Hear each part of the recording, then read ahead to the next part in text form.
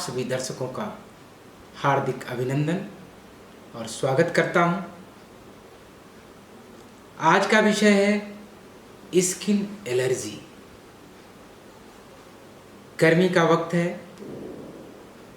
शरीर में जिन लोगों के पहले से गर्मी ज़्यादा रहती है, एसिडिक बॉडी रहती है, एसिडिक बॉडी में इन्फेक्शन का खतरा ज़्यादा रहता है।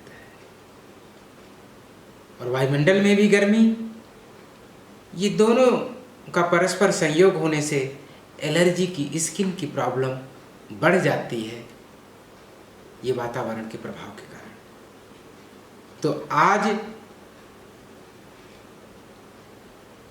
सेहत संदेश के इस कार्यक्रम के माध्यम से स्किन एलर्जी का कारण क्या है, क्यों होती है, इसका निवारण क्या है, क्या क्या सावधानियां रखनी चाहिए, क्या क्या देसी उपचार जो आपके घरेलू उपचार कितना सहायक है, कितना आपको इस बीमारी से लड़ने और निकलने में कारगर है, इस पर चर्चा करेंगे। एलर्जी दो कारणों से होती है। या तो शरीर आपका टॉक्सिन्स जब ज़्यादा बनाने लगता है, वही टॉक्सिन्स मिसबिहेव करके आपके बॉडी के सिस्टम को, बॉडी के डिफेंस सिस्टम को एक्टिवेट करता है। दूसरा, चाहे वो बाहर का एलर्जन है या इन्फेक्शियस कारण है, वो भी एलर्जी का कारण होता है, लेकिन रोग की बनने की प्रक्रिया दोनों में एक जैसी ही होती है। चाहे टॉक्सिन शरीर के प्रोसेस, मेटाबॉलिक डिसऑर्डर्स की वेस्ट का या टॉक्सिन्स बनने का कारण हो, या चाहे एक्सटर्नल फैक्टर, एलर्जन फैक्टर या इन्फेक्शियस कारण, इन कारणों से शरीर का बॉडी डिफेंस सिस्टम यानी इम्यून सिस्टम एक्टिवेट हो जाता है। एक्टिवेट होने से उसके रिएक्शंस नज़र आने लगते हैं, जिसकी वजह से पैथोलॉजी एलर्जी की दिखने लगती है और पैदा होने लगती है। खारिश, खुजली, त्वचा के रोग, तकलीफ आना, रैशेज हो जाना, खारिश होना और क्रैक्स पड़ जाना, ये सब स्किन एलर्जी के रूप हैं। इस स्किन एलर्जी में जो बॉडी का डिफेंस सिस्टम है, इम्यून सिस्टम है, जिसमें आयुर्वेद के मौलिक सिद्धांत के मुताबिक देखा जाए तो पित्त दोष और भ्राजक पित्त का एबनॉर्मल फंक्शन शरीर के रक्त धातु को प्रभावित करने लगता है। पित्त दोष और भ्राजक पित्त, सब टाइप ऑफ दोषा, ये जब रक्त धातु को टारगेट करते हैं तो बीमारी स्किन की पैदा हो जाती है, ये आयुर्वेद सिद्धांत करता है। और इसी सिद्धांत के नजरिए पर आयुर्वेदिक चिकित्सक, वैद्य लोग चिकित्सा करते हैं। लेकिन दूसरी एस्पेक्ट देखा जाए तो बॉडी का इम्यून सिस्टम है, डिफेंस सिस्टम है, जब वो रिएक्ट करता है तो क्या क्या शरीर में क्रियाएं होती हैं, जिसके फलस्वरूप शरीर में कुछ ऐसे केमिकल तैयार होते हैं, हिस्टामिन, सेरोटोनिन, ब्रैडिकाइनेंस, इस तरह के केमिकल्स तैयार होते हैं जो लिम्फोसाइट्स, मास्ट सेल और बेसोफिल्स के इंटरेक्शंस के ओवर एक्टिव होने के कारण अपनी प्रतिरक्षा प्रणाली को मजबूत करने के लिए शरीर में ऐसी प्रक्रियाएं होने लगती हैं।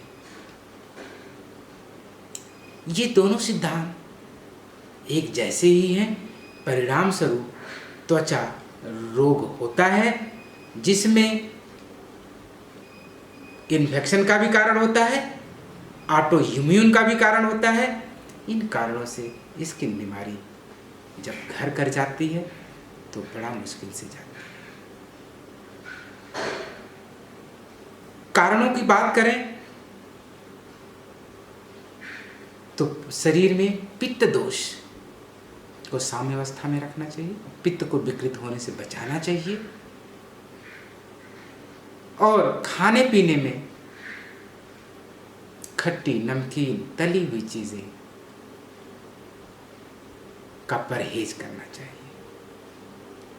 क्योंकि आग्नेय गुण वाली जो गर्म चीजों वाली प्रकृति है उसका अत्यधिक सेवन करने से पित्त दोष और प्रकोपित होता है और बिगड़ता है, और वो आप अपने सब टाइप ऑफ दोषा यानी उपधातु को भी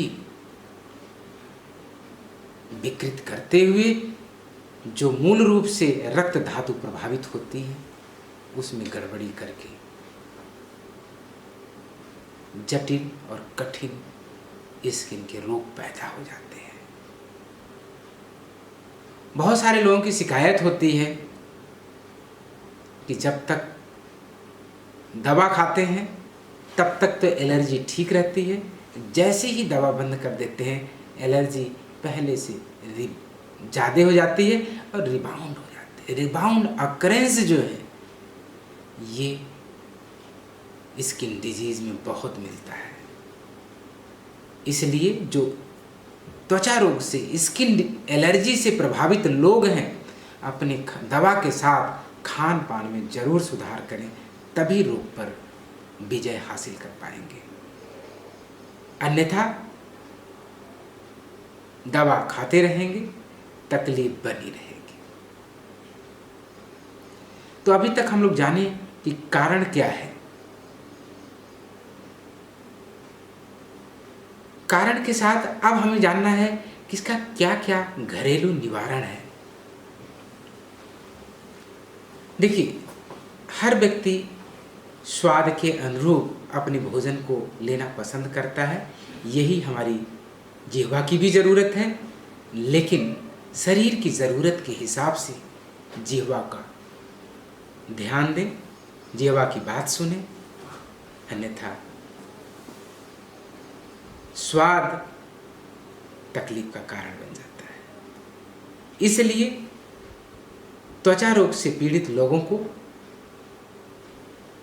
मिर्च, मसाले, खटाई, नमकीन, तली हुई चीज़ों का कम से कम सेवन करना चाहिए। जो लोग मोटे हैं, फैटी बॉडी है, उनको भी स्किन की प्रॉब्लम जब हो जाती है तो जल्दी ठीक नहीं होती है।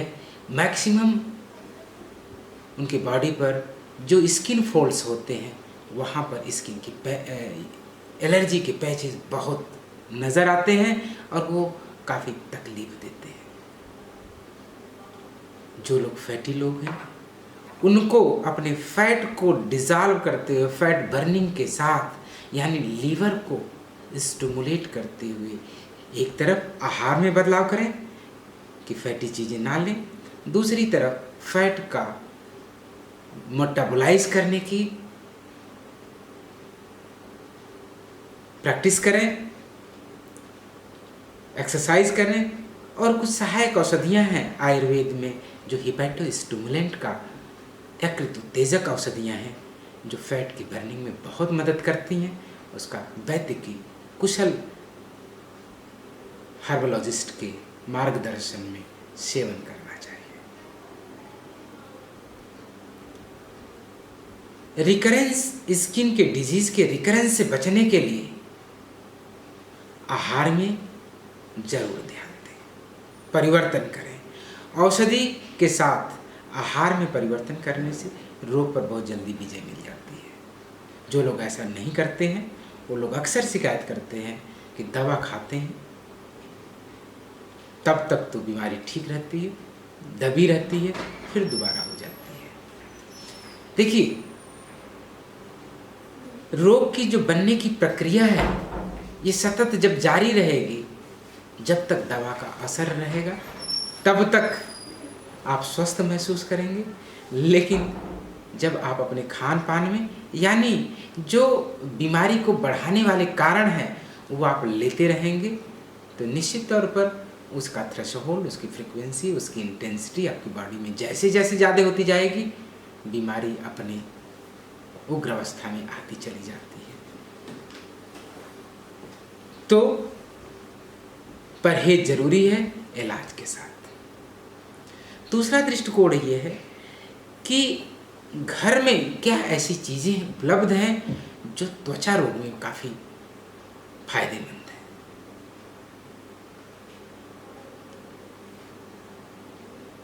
हर व्यक्ति के घर में साग सब्जियों में प्रयोग होने वाली धनिया की पत्ती, जो हरा धनिया है, जो हम सुगंध के रूप में अपने भोजन में इस्तेमाल करते हैं, भोजन बनाने में या भोजन को स्वादिष्ट बनाने में इस्तेमाल करते हैं, उसका बड़ा उपयोग है। कहीं भी खारिश खुजली बहुत ज़्यादा रहती है, रेडिश स्किन हो जाती है, उस पर जो धनिया की पत्ती है उसका पेस्ट बनाकर उसके ऊपर अप्लाई करने से जलन भी ठीक हो जाती है और स्वेलिंग भी धीरे धीरे खत्म हो जाती है। कुछ दिन के बाद वो बिल्कुल तरह से ऊपर से ठीक हो जाती है। लेकिन मूल कारणों का इलाज जरूरी है। अगर मूल कारणों का इलाज नहीं कर पाएंगे तो रोग की पुनरावृत्ति होती रहेगी। दूसरे एस्पेक्ट पर देखें, जिन लोगों की स्किन की बीमारी होती है, तकलीफ ज़्यादा झेलते हैं, परेशान रहते हैं, ऐसे में माइंड को, ब्रेन को रिलैक्स करने के लिए या ब्रेन की टॉनिक या मेद रसायन का सेवन करते रहना चाहिए, जिससे बीमारी को काफ़ी हद तक कम करने में, एलिमिनेट करने में मदद मिलती है। चूंकि ये बीमारी पित्त दोष के विकृत होने का ही कारण है और रक्त धातु में टॉक्सिक अकुमुलेशन ही कारण है, इन दोनों का शोधन करने की चिकित्सा बहुत कामयाब होती है, जिसके लिए आयुर्वेद ग्रंथों में मंजीठ, सारिवा, गोरखमुंडी, चिरायता, भूई आंवला बहुत उचित औषधि है, हर जगह उपलब्ध होती है। इसका सेवन करने से एलर्जी के रोगों में काफ़ी हद तक जो है सफलता मिलती है। जो कठिन और जटिल रोग तकलीफ हमेशा दे रहे हैं, ऐसे रोगों से भी आयुर्वेद की जड़ी बूटियों द्वारा बड़ी आसानी से, बड़ी सफलता से इसकी एलर्जी की समस्या से छुटकारा पाया जा सकता है। भार्गव आयुर्वेदा संस्थान एलर्जी चाहे त्वचा की हो चाहे साइनस की हो।